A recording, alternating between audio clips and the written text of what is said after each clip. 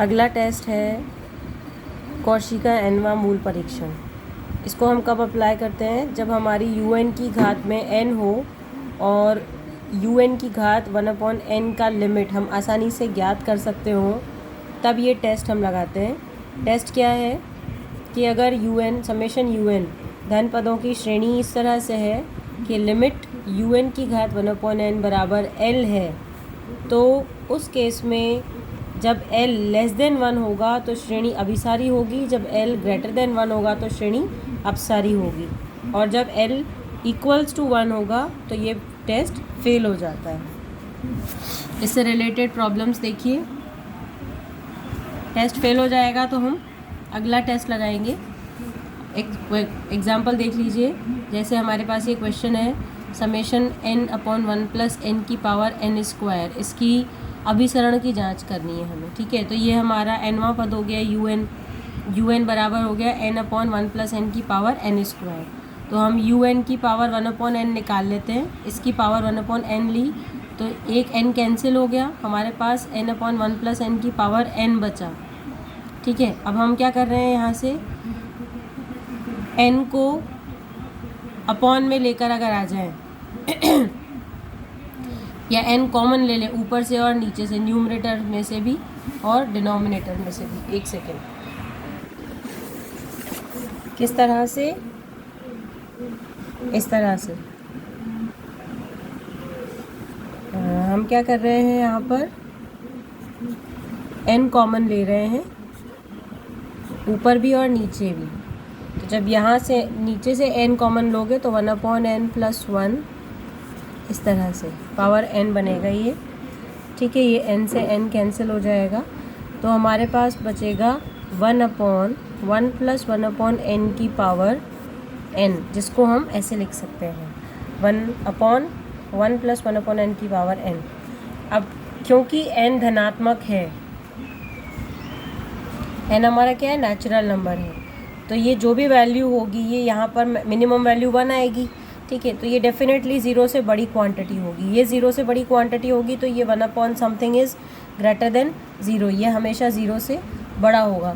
अब आप जब लिमिट लेते हैं दोनों तरफ,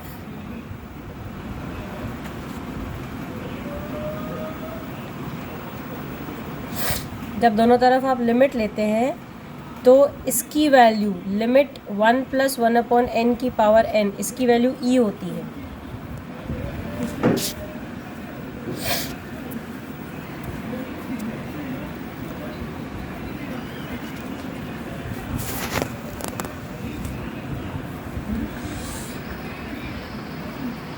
इसकी वैल्यू e होती है, तो ये जो लिमिट आपके पास आएगी, लिमिट un की पावर 1/n, इसकी वैल्यू आएगी 1/e। अब क्योंकि e का मान 2.7 होता है, e का मान कितना होता है, तो 1/2.7 लेस देन 1 होगा। ठीक है, और हमारा जो टेस्ट है वो क्या कहता है कि जब l लेस देन 1 हो तो श्रेणी अभिसारी है। इसका मतलब हमारी ये वाली श्रेणी क्या हो गई, अभिसारी हो गई। अब इसी तरह से एग्जाम्पल नंबर 2 देखिए। ये हमारा एग्जाम्पल नंबर 2 है, इसके अभिसरण की जांच करनी है। तो हमने nवां पद लिख लिया।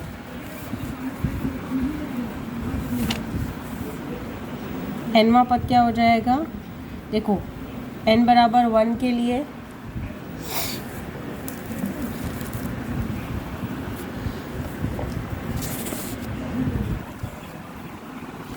n बराबर 1 के लिए यहाँ पर पावर 1 है, n बराबर 2 के लिए पावर 2 है और यहाँ एक बढ़ जाता है, n बराबर 3 के लिए पावर 3 है और एक फिर बढ़ जाता है। तो nवां पद क्या हो जाएगा, x की पावर n और नीचे n + 1 की पावर n हो जाएगा। ठीक है, तो ये आपका nवां पद हो गया। इसकी लिमिट ले ली 1/n, तो लिमिट लेने पर हमारे पास ये वैल्यू आई। अब जब हम इसमें पावर ले ली 1/n, अब हम लिमिट जब लगाएंगे तो यहाँ इनफाइनाइट होते ही ये पूरा का पूरा वैल्यू 0 हो जाएगा, एंड 0 इज़ लेस देन 1, इसलिए श्रेणी जो आपका nवां मूल परीक्षण है उससे अभिसारी है। ठीक है, अब इसी तरह से नेक्स्ट एग्जाम्पल देखिए। एग्जाम्पल नंबर 3, आपकी श्रेणी का nवां पद आपको सीधे ही दे रखा है n+1/n की power n+1 minus n+1/n whole power minus n, ये आपका nवां पद है। ठीक है, तो यहाँ पर अगर हम पावर 1/n लेते हैं, पावर 1/n लेते हैं तो ये जो ये n पावर है ये कैंसिल हो जाएगी और पावर आपके पास यहाँ पे -1 आ जाएगी। इसमें लिमिट लगा दें अगर हम, और साथ में ये जो पहली टर्म है n+1/n की पावर n+1, इसमें से इसके हमने दो पार्ट्स कर दिए, एक तो पावर n और एक पावर 1। अब पावर 1 वाला जो पार्ट है, ठीक है, इसके बाद में आप जब लिमिट अप्लाई करेंगे तो लिमिट डिस्ट्रीब्यूट हो जाएगी, यहाँ पर भी, यहाँ पर भी, यहाँ पर भी। तो फर्स्ट टर्म तो e बन जाएगी, सेकंड टर्म 1+0 बन जाएगी, थर्ड टर्म भी 1+0 बन जाएगी। तो e × 1 - 1 यानी e-1 की पावर -1, दैट मीन्स 1/e -1। अब e का मान 2.7 होता है तो -1 यानी 1/1.7, again it is less than 1, तो श्रेणी टेस्ट से अभिसारी हो जाएगी। ठीक है, ये आपका एग्जाम्पल 3 हो गया। नेक्स्ट एग्जाम्पल देखिए, आपके पास में आपको क्या पूछा गया है, सिद्ध कीजिए कि श्रेणी अभिसारी है जब x लेस देन 1 और अपसारी है जब x ग्रेटर देन और इक्वल टू 1। nवां पद आपको दे रखा है, यहाँ पर nवां पद है nx/n+1 की पावर n। तो हमने un की पावर 1/n ले ली, लिमिट लगा ली, लिमिट लगाते ही हमारे पास वैल्यू आई x।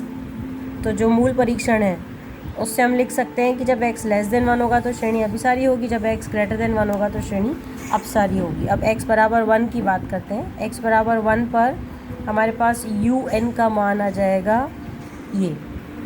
ठीक है, n कॉमन ले लो ऊपर से और नीचे से, जैसे अभी पिछले एग्जाम्पल में लिया, तो तुम्हारे पास में ये एक्सप्रेशन बन जाएगा 1/1 + 1/n होल पावर n। ठीक है, अब जब आप लिमिट लगाओगे यहाँ पर तो नीचे भी लिमिट लगेगी और उसकी वैल्यू e हो जाएगी, यानी ये 0 तो नहीं है। ठीक है, नॉन ज़ीरो वैल्यू है। ठीक, क्योंकि अगर ये 0 होता तो हम 0 लेस देन 1 बोलते, इसको अभिसारी बोल देते। अब ये नॉन ज़ीरो वैल्यू है 1/e। और दूसरी बात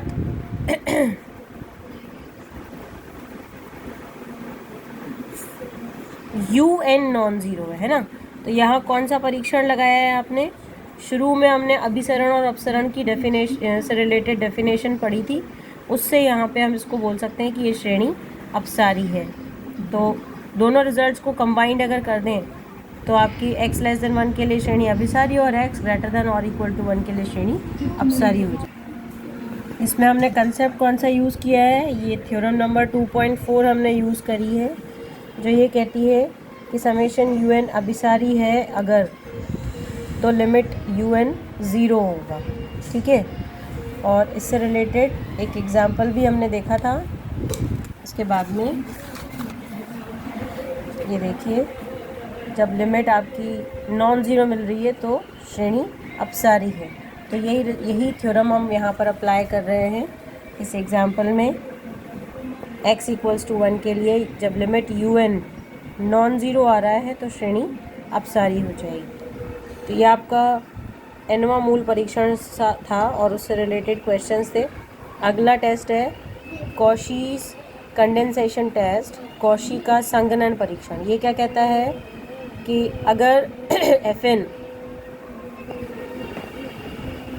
n के सभी पूर्णांकों के लिए धनात्मक फलन है और जैसे जैसे n बढ़ता है वैसे वैसे Fn निरंतर घटता जाए और a एक से बड़ी कोई पूर्ण संख्या हो, तो दोनों श्रेणियाँ समेशन Fn और समेशन a⁴n Fa⁴n या तो अभिसारी होंगी या अपसारी होंगी।